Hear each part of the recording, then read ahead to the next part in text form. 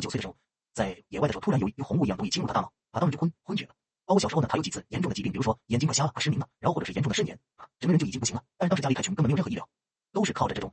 类似外星人的出现，比如说出现了这个红雾出现了焚起的这些红光然后呢给他治疗，第二天他就完全好了，失明也好，完全好了，肾炎完全好了。这是他小时候的经历，但他那时候并不懂。最近火了一把，因为这个油管上有博主叫老高与小莫，他们呢做了一期节目，就讲张向前，说他呢是非常了不起的第7类接触事件，而且是几乎在整个的这种外星人接触事件中非常罕见。我那是没听过其他人描述像张向前这么具体的信息，而且呢，他不仅是说像说故事一样把那个星球里面的精密说出来，他呢还真真切切的带回了那个星球上最先进的技术，或者说带回了那个星球上最先进技术的信息。对，那个信息就是人工厂人工厂。这个呢，不知道大家了没了解过我之前给大家分享过了。就是张向前呢，他是1985年1985年10几岁、19岁的时候被外星人从家里带走。那么带走呢，实际上只过了1夜，但是他在那个外星球待了1个月，就是时间流不一样。我觉得最了不起的地方在于呢，他不仅是说描述那个星球的场景样貌，那个星球生物的特征，他还描述了那个星球的生态，那个星球的科技。所以关键是他表述了那个星球能展现的智慧那么这个星球呢，实际上呢，我不记得他有没有说他维度的事，但我记得他好像是用万年用年的这个标记来跟张向前解释他们的先进程度。他可能地球的这个先进程度可能是100年级的、1000年级的，他们是万年级的我们不应该说不止么地球管也有多少年的呢？他就用这种纪年单位来表现他的先进程度，就是这样说。他是万年级的，那地球可能就是1000年级的，就是像在他面前就是非常低级了。那么它上面还有10万年级的、100万年级的，还有1000万年级的，还有亿级的。那他就说他为什么要把张向前带到他们星球去呢？是因为张向前在小时候张向前自己也记起了，那小时候9岁的时候，在野外的时候，突然有红雾一样东西侵入他大脑，他当时就昏厥了。包括小时候呢，他有几次严重的疾病，比如说眼睛快瞎了，快失明了，然后或者是严重的肾炎，整个人就已经不行了。但是当时家里太穷，根本没有任何医疗，都是靠着这种类似外星人的出现，比如说出现了这个红雾出现了焚起的这些红光然后呢给他治疗，第2天他就完全好了，失明也好，完全好了，肾炎完全好了。这是他小时候的经历，他那时候并不懂。到19岁时候被带到果壳星球，果壳星球的人说，我们之所以带你有2个原因，最主要原因就这个，就是他们了解到跟他接触的那个外星文明呢，是比果壳星球的文明更高一级的。他们很想知道他们在张向前那儿有没有留下什么信息，他们想通过他们的那个人工厂扫描来获取这些信息。这就是带他的主要原因。那么第2个原因呢，就是他们希望把这个地球人绑架上去之后呢，获取这个地球人和果壳星球各种生物的那种性爱的体验数据，把那些数据做成虚拟产品，然后呢向他们星球的所有人开放，这样他这些星球人呢又可以获得与人类张向前性爱的这种数据这样呢可以帮助他们进行在虚拟的这个程序里呢进行体验。当然他们这个虚拟程序因为科技高度发达，一个虚拟程序跟现实的五感是一样的，就其实几乎就相当于真实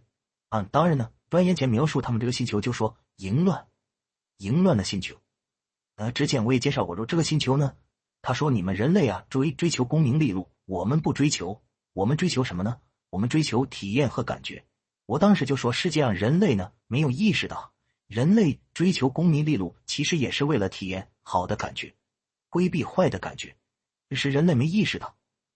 他们的体验就更直接没有什么道德观念，有极少的法律束缚，因为科技高度的发达，所以呢几乎不存在现实的伤害，因为一旦有伤害，他们那个星球上有两大全球的这种系统，一个叫全球公众运动网，一个叫全球公众信息网，就这两个覆盖每一个人的那个身体，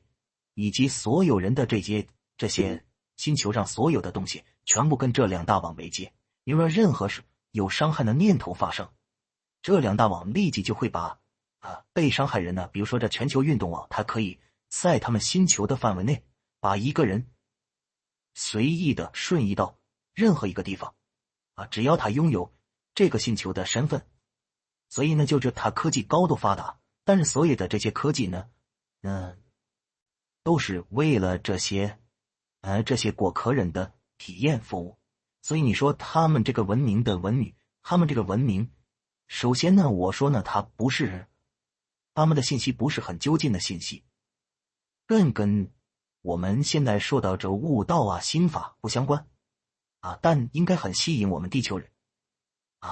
连我看了都觉得很有意思因为这个体验它非常真切，还有各种模拟虚拟的体验，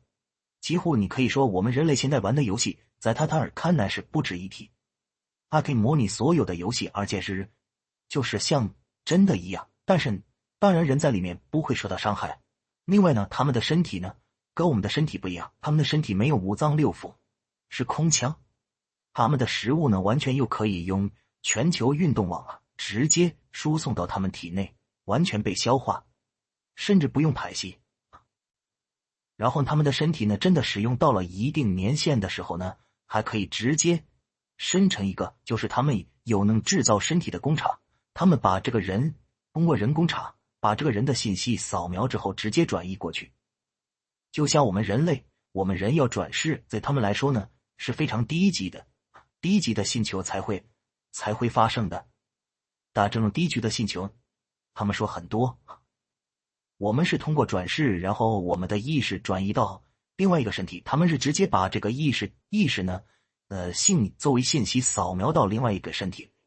直接就完成了，而且是连续的，不像我们有所谓的遗忘隔音之谜，他们没有。当然呢，一方面它的这个科技高度发达令地球人向往，因为他们已经实现了所谓的大同。当然这种大同不是思想境界，一问到这问题，它不是思想境界，它是通过高度发达的科技满足每一个人的需求，由他们不用为生活生计发愁他们活着的任务就是体验。那么但是他们的信息呢从思维层面，从思想层面，实际上呢是还有很多的不足之处的。我也看了一下照相前描述的详细的讲解，那个果壳星球人给他们讲的东西，有一些呢确实已经在人类看来已经是高维智慧，有一些呢那坦白讲，对我们学习了这种心法心学的人看来，当然知道它其实还属于比较低的层面这也就很合理了，因为他们说他们自己是万级文明最上面呢是百万级千万级也都不带理睬他们的。我给为什么说这呢？我说很有意思因为我几年前接触到当选前，那时候他非常困顿，他困顿了几十年，因为这几十年的过于生计一直在做最底层的事情，收入也不高但是他一直没有放弃过宣传。另外呢很特别的是一直在投入学习研究实验。又是他回到地球之后呢，这些信息呢是断断续续的出现，似乎呢有些经历的顺序都被打乱，所以呢他应该是回来之前受到了一些干扰和植入。但是等他应该过了几年之后，他开始思索怎么把人工厂这个技术讲明白推算出来的时候，忽然他大脑里面呈现了很多丰富的信息，又这些信息好像突然就出现了，觉得似乎觉得指导他，这些新意在指导他怎么一步步论证，怎么一步步做实验。现在他已经做了这个实验，好像已经获得了国家专利了吧？几年前我接触他的时候，他还是在网上骂圣都，质疑圣都，没有几个人真正的相信他，支持他。那我前2天看到呢，那个老高与小莫，因为他们是有管讲这一类的华人的第一博主，影响力特别大。讲到张先前，虽然很多信息讲的不太准确，也没讲好，实际上当然宣传作用很大。一下子呢，张先前自己都说，哇，这几天给他加微信的人特别多，搞得他都忙不过来，一直点都加不完，有些人还加不进来。我今天上午跟他联系，我早就有他的这个连线方式，我跟他联系，我这恭贺他，然后我也给他发了一个红包，他也跟我聊了2句。我为什么跟一说这个呢？我说这个世界的能量真的在发生变化。因为张先前这样一个人物，我接触他的时候已经是近几年的事情了。他受了30-40年的质疑，一直在困顿中，一直孜孜不倦追求，一直被否定，一直被打压。但是这几年开始不同了，尤其是今年开始，有这么大一个博主开始宣传他。他自己说从来没遇到过这样的事，微信的好友加不完，很多人给他鼓励。然后呢，我说这个世界的能量变了，应该是预言中的灵性的时代真的在展开帷幕了。虽然我们一直像我18年开始做催眠就听说过什么扬升升维对吧？万年一遇的地球大事件呢，但是呢特别是那个时候的我，得了一年又一年，怎么一点变化都没有，一点这个大家还是这么，所有基本上99%的人还是处在愚昧无知的状态，还是处在对这些信息不感兴趣的状态。我说这个意思不是在说这些人的想法思想的禁锢，而是在说意识层面的显化，就是你能看到这个意识层面的显化仍然是僵固的这就是与预言中提到的所谓的升维一体就挂不上钩。不管它的灵性资料怎么传，光的运动怎么样，你在一个现实层面没干到什么，对吧？个感觉是在骗人，自欺欺人。但是张先前这个事呢，我的确感觉到了我感觉到了2点。第一个，你看我前面看到的那个董宇辉开始爆火，我自己就有这感觉，又是这种代表着中国传统的儒释道的君子的一种形象精神开始被这个集体意识所接受，所崇拜。我又看到张祥前这个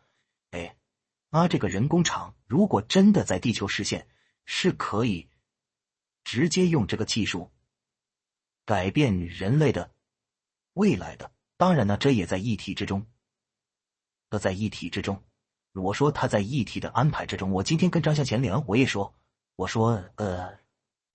张大哥，一切的世界的发展呢，自有进程。我颗星球的人对你的预言很可能会实现，因为果壳星球人预言他当向前你会成为你们地球所有人全部人都会崇拜的人，了解的人，你的发现将会改变地球的进程。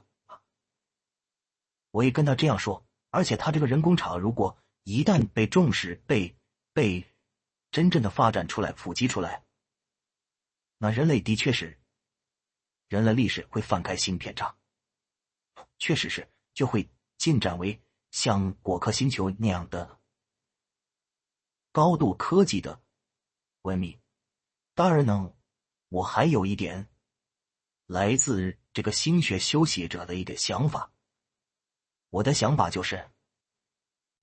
地球因为有悟道者的存在就悟道者不是一个两个，我相信地球的文明还会有很大的不同，在思想境界领域还有更高的发现。因为现在的这个果壳星球，我看他们的张先杰描述的当然张先杰接触的也只是果壳星球片面的一些人，对吧？还没有接触全体。他接触的也比如说果壳星球的一些科技工作者，他们现在得出的结论完全是基于他们高度发达的科技能观测到的。比如说他们说灵魂意识，比如说他们说地球人的转世这个现象是的确存在的，他能观测到。比如说他们解释时间，那解释时间很有意思他解释时间是空间的光速的发散系运动给予这个观察者造成的一种感觉。我觉得这个对时间的解释简直太妙了时间是观察者得到一种感觉，这也就能解释为什么一个人在禅定状态中他感受不到时间，也能解释一个人如果关在，你看西方有做过这种实验，关在房间里挨着灯，不知外面的日升日落，没有钟表，就失去时间感因为他没有这个外在的空间变化给他造成的感觉嘛，对不对？对，很有意思。我那个正好一说把这个说一下，大家如果感兴趣，我就多聊两句那个2025年那个是啥呀？因为果壳星球人有个预言预言说2025年发生个大事件。无独有偶的是呢，我这两天看到关于2025年的预言，看到好几个。你跟我们讲讲。这个我没什么好讲的，因为我不知道是什么。昨日咱们地球要发生一个大事件。对呀，就说大事件嘛，我也不知道，因为有预言是说叫大灾难。当先前的预言我问他，他说他不能说。好了，他不能说，他说对他有风险，他不能说。我估计跟他有关吧，有可能是人工厂被推广了，被发现了，被肯定了有可能是在这个大灾难之后，人类的意识开始突飞猛进的崛起，也有可能，反正2025年应该是一个时间节点。你说巧不巧我今天中午午休的时候就睡得比较沉，睡到好像睡到感觉已经睡到沉到已经第3层梦境的时候，就是我梦见我在睡觉，我就是的第2层梦境，然后我睡觉的更深层第3层，然后我就能很清晰的意识到，就是我在更深的向我的潜意识当中沉潜，然后突然间特别抽象的是，就是有一些话就冒出来了就是说不要沉浸在各种体验当中。我记得那个话是咋说的就是不要让我沉浸在各种外在这些事物的体验当中，因为那个没有任何意义你现在目前需要做的就是更加深入的进入到内在去进行探寻，那个才是真正的意义所在然后我就给醒了，然后完了像信用就微信跟我说这个过客星球，我一看好家伙，真是体验到极致了，那属于一个体验到极致的星球了。我想想看来我不需要去这个星球体验因为他们不为心法。对，你刚刚说的这信息，任何的高度科技先进的文明都值得听一听。是，所以就很震撼我这感觉我深入到梦中的时候，然后感知到这个信息，然后就立刻就醒了，立刻就不困了，然后立刻就爬起来了。我觉得好神奇这可能真的是这个时间点到了。因为我这2天你说也是莫名其妙，各种在抖音上净刷到老高与小莫的各种外星人的视频，长什么蜥蜴人呀、小灰人呀、外星人呀然后就觉得呀，是不是这个真相大白了，时间点到了，咱们集体意识就是已经慢慢开始越来越接受这个世界的确存在着我们人类不知道的这些生物啊，或者是这种更高层的意识啊，或者是这种也更愿意突破自己对于常规的时间、空间等等这些寿命、身体等等这些方面的认知，可能已经在快速的松动了。我觉得是到了这样的一个节点，我感觉到了是有可能。但是我还是那句话，学友们，就是我们呢，我们能不说那个我们的很多学友可能都是从高维来的，我不说这些，我就说，其实我们不应该追求这个世界的变，包括身为这件事，因为那还是我们的外求之系。背后人藏着是我们的匮乏和恐惧。一个安全无虞的心，就只在这个当下。只在当下是什么呢？一个更加的精进的修行者，是只在这个当下去审查自己内心不符合真我的动机，对吧？你看我们学七级个人吃相，这个是非常清楚的。尤其你们听我说七级课程，解答老师我不保证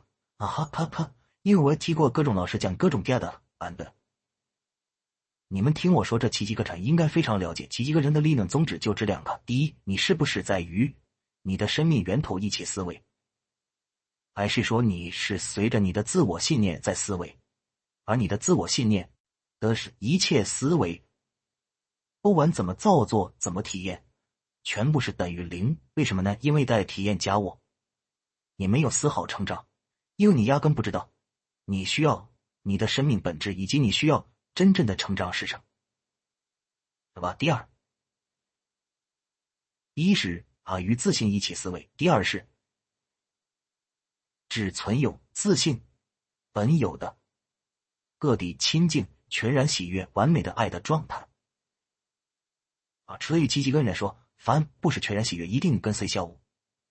对吧？这也就是我为什么特别强调让大家一心向内化解分裂感。这七级个人原文中也有这样的话，于上主的分裂之感是你唯一有待的修正。所以呢，其实我们的这个讲的我觉得已经基本上没有什么再可讲的，就是已经超前到宇宙最超前了。什么那一级文明啊，他们应该派人来跟我们请教。他昨天现在就已经在头听呢宇宙飞船还头听呢。可是这是我对接兄的法的绝大的相信，也是我心中体悟的非常的确定的动机。所以确实是我们也说了非常神奇的果壳星球的体验，也想告诉大家，我们只有通过心灵完全的自由，才能最终体验到真正的自由。哪怕我们想要获得更丰盛的体验，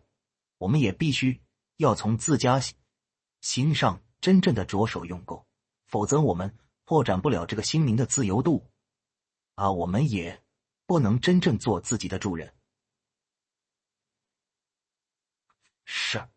我们的确有学友问说，那种极致的体验、极高的体验没有痛苦，会不会阻碍向内探求？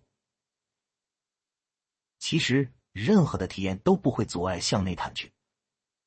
但要对不同根器的人说。大家能明白吗？大家想想王子那时候的体验，如果那个传说是完美的版本的话，或者是真实的版本的话，他的体验可以说相当的美妙。他的父王为了他伸出出家之心，将周围的穷人或者是看到的破败的人老弱病残的人都驱赶出去。然后每天给他安排美女娱乐表演的各种的花团锦簇。就是这样，这个王子和内心你还是感到疲倦，还是感到厌弃，还是感到不对劲，对不对？是不是？那你说句实在话，你比如说像我真的，你把我放到果壳星球去，我不会沉迷于体验，我可能会去尝试，但是我不会沉迷体验，因为我所尝试的东西一定会帮助我作为我成长的资料，我一定会拿来内观的。但是你要对一个还没到时候的必修，不管给他多苦的体验，他都觉醒不了，要么就默默承受了那个苦到极致，然后受不了，要么呢他就在苦中挣扎痛苦，然后不断的埋怨仇恨暴怒，我未必能带来觉醒，甜也未必阻碍觉醒。苦和甜都是一种觉受，不再迷惑你个智慧的心灵的时候，它不会成为障碍。二呢，事实情况当然是像我们的学友也是，大多数人都是感到心灵之苦。你们不是说，而且感到心灵之苦的学友不是说大家境遇都不好，是不是？我们有学友就因为住了别墅之后烦恼更多，烦恼多，烦恼重重。对，因为别墅不知道起多少烦心，所以是负债千万的啥的，咱还都没见过1000万的人都负债1000万。是啊，则各种的经验都有，各种的人生的境遇都有，但是无一例外的就内心觉得不得劲，对，说去这样。当然呢，你说他不断的被满足，不断的被满足，这个是不是会阻碍他的觉醒？我觉得还是要看个人的智悟。该被唤醒还是归被唤醒。哇，你这个回答太妙了，太妙了，确实是这样的，这也是因人而异的，不能一概而论。对，而且果壳星缺少也没有悟道者，我觉得张向前给的信息应该是得不出结论的，毕竟他也是接触的非常非常极少部分的人，了解了大众的信息状态。你比如说假如一个不了解中国的人，他到中国来，他跟普通民众聊一圈，他就能了解中国人所有的思想水平，不可能的。对，是能了解个平均值。对。那么我有个问题就是像他们那种就是属于那个星球就应该属于全体人民宅在家，然后呢像带个 VR 一样的就是各种体验了，对吧？什么次第体验什么，那这样他通过不断的强烈的刺激体验就不会提升点心灵自由度啥的吗？这基本上可以肯定不会。为什么呢？他其实是一直在外求。当然了，我们学友提出的问题，我说要看个人的智慧，但在这种集体意识中陷入沉睡是更容易的事。为什么？因为绝要说的他轻易的能被满足吗？对吗？当然呢，我反过来说是一样的。为什么？因为整个宇宙就是被无名把控，所有的丰盛不管哪个维度，基本的集体意识就是被无名把控，基本的心智状态是什么呢？都是外求，都是外求一样嘛。你看他们可不只是带着 VR， 他们的身体就完全是跟他们的全球信息网、全球运动网是联合的，他们的身体可以在任何的虚拟的或者是真实的场景中去体验。对，特别爽说造出个果就接上来，能特的爽说瞬移就瞬移了对，然后呢不需要打工，不需要挣钱，然后就想啥来啥想去哪儿你才不断的被满足，而不断的在一切能满足的状态中被满足，但这种满足永无止境的。你看他们自己，你看玩出各种花样，还要绑架不同的外星球的人种，去创造所谓的性爱数据，用这种性爱数据到他们的星球上贩卖，提供给有需要的进行贩卖。他们的星球上也有货币也有货币直播的，货币呢是为了拥有更多货币的人呢可以拿这个货币购买更多新奇的体验，高级的更稀缺的体验。看上他们那个果壳星球，看技术已经牛到可以把恒星，就是类似于太阳发光的这个行星通过他们那个什么高科技技术都能就是完全的笼罩，那叫什么球来着然后还能控制这个恒星发出来光的强弱，就是好像感觉他们都能掌控恒星了，已经很厉害了，但是还是不行，掌控不了自己的这个向外奔波的心呢。哎，对，确实我就想你，我刚跟E回答 E 那个问题，就是他们的那个满足感再高级，这是一个没有带来真正的心灵成长，顶多带来一种思维上、认知上的扩展。因为科技高度发达，他了解了时间的本质，了解了空间的本质，了解了很多我们不了解的宇宙的一些运作。他们就比如说能轻易的能够穿越时空他们的时间流速跟我们不一样，他们的这个宇宙飞船根本不是我们以为的以光速在运行，对吧？所以他了解的知识肯定是扩大范围的，对，可以折叠空间，听也听不懂，可以。而且他比如说他对生命、对意识、对灵魂的了解肯定比我们深，这都是因为他站在更高科技的层面发现了这些东西。让这种认知的扩展，离心灵的觉醒还是有区别的。我说呢，现在这种外星人讯息这种外星人讯息，我如果把它分几个档位的话给它档位我先不说，样前者档位呢，我把它称为第一类档位吧。一档最高，一档或者最高，最低的，最低的最低的档位。它当然是我说的最低档位已经远远超过人类的意识那个思想维度了。那么第二类的，比如说像巴夏，他们其实巴夏他的这个思维境界其实相当高了，是据说是5维他们的星球是5维，但是我觉得巴夏自己所展现出来的应该还不止那么第三类就是像爱傻天书这一类。对，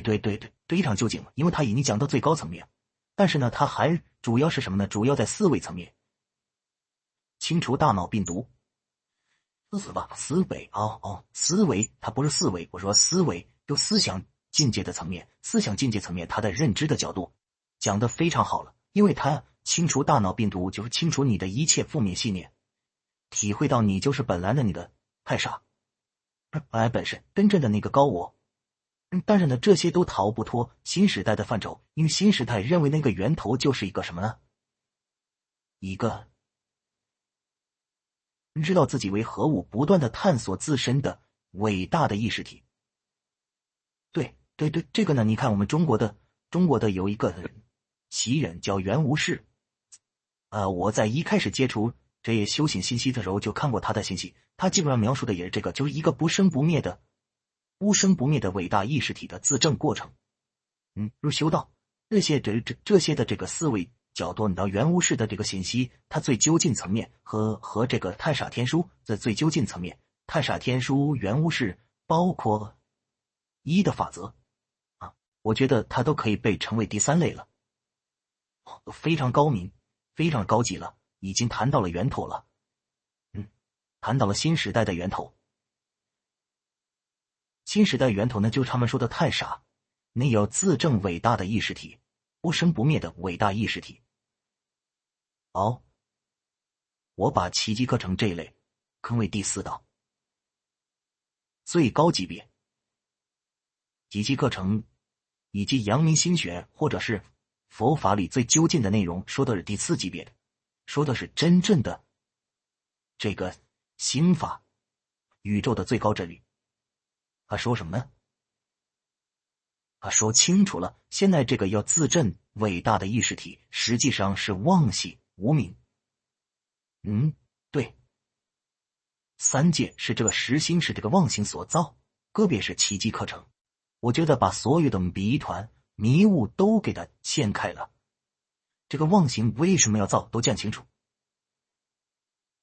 这个妄心就是其一个人说的什么圣子而那个所谓的上主是什么？我们说是自信，其实就是道体本身。所有到这一档的内容才把这个真正的实相揭露出来。在宇宙所有的文明中，除了悟道者知道、了解、了悟这个信息，所有文明中的再高度科技的发现，他顶多发现到一个伟大的意识体子正的这么一个程度，到这个高度就不得了。艾莎能理解吗？听你这么一说，我感觉这地球虽然是挺破一番伟地球，但是怎么出现了自己全是自己伟大的气，智慧了。对，这个呢有很多种说法就是我曾经听过一个说法，我觉得很有意思。他说这个地球是高伟的非常高伟的文明，那些大佬们长老他们已经证到了最高天但他们就是还搞不明白源头的意识从何而来。源头，他们甚至经验到了源头，但们不知道源头的意识从何而来。他们还有一层迷惑想要去解决，因此他们在银河系的这个太阳系里面一个什么位置，怎么做一个什么样的矩形，怎么调整总之呢，就是地球是一个非常特殊的一个地方。这个地方呢有极致的体验，有混乱的二元思维，坚固的物质的取向，但是那些大佬会利用分身投身其中，试图在这种极致二元体验中找到答案。然而很有趣的是，地球上真的冒出了很多悟道者。对，是不是神奇的开悟者们？而且都是在好像同一个年代，什么说孔子、老子什么流行时代呀，释迦摩对，然后什么摩西呀、亚伯拉罕什么这好耶稣，全在那砰圈出来。对，就在那几十年内吧，被称为轴心时代嘛。现在这个时代呢，又被预言说是新的轴心时代。而且据说是更狠的，有爆炸式的各类真正的这个悟道者们都要呈现。